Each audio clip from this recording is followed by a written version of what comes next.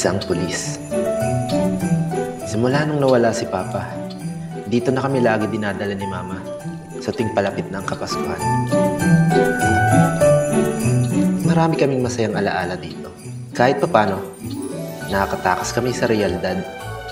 Realidad na ang buhay ay puno ng pagsubok. Dinisiplina kami ng aming ama, gaya ng pagdidisiplina sa mga pulis. Kaya nagaya ko yung kanyang estilo kung paano disiplinahin ang aking kapatid. Kaya dyan nagsimula lumayo ang loob sa akin ng kapatid ko.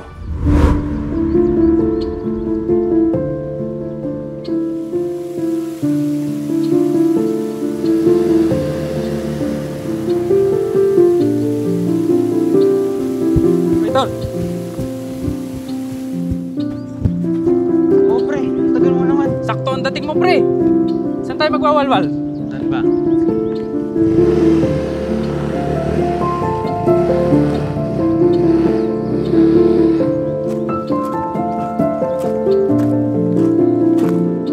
Habang tumatagal, palala ng palalang ang aking kapatid. Minsan di ko na alam gagawin ko.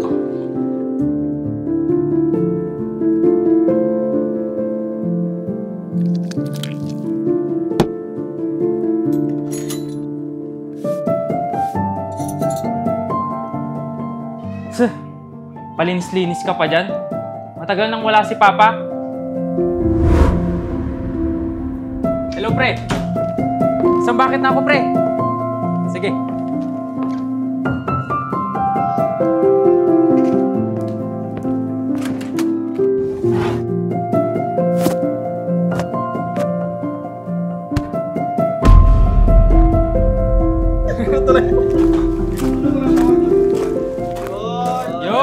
Tagay, pare. Ano? Magnanakaw ka na rin?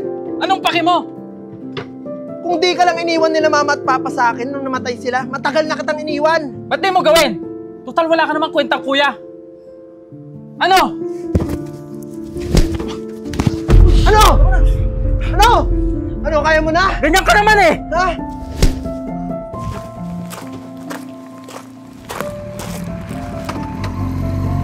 Iniisip ko na lang na sana mawala na siya sa buhay ko. Pero mukhang narinig ni Lord ang panalangin ko. Pero bakit ako?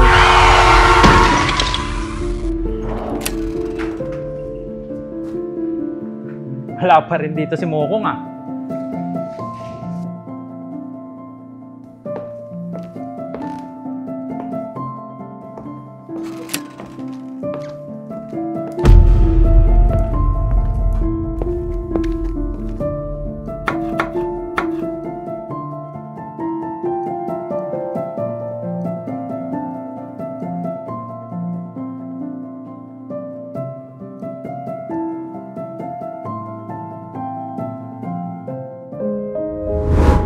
Willie Boy, may pasalubong si Kuya.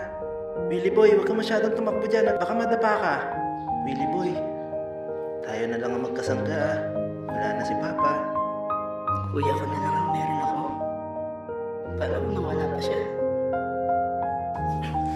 Kuya, patawarin mo ko. Nandito na ako palagi sa tabi niyo, Kuya. Ang galing kumilos ni Lord, no?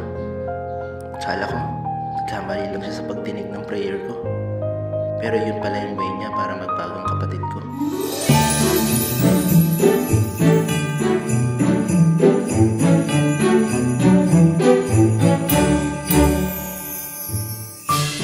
Naalala mo yung naliligo tayo dun sa may malalwag. Oo, Kuya. Yung gusto na nga kita ilunod dun sa sobrang inis ko sa'yo. Kuya naman eh.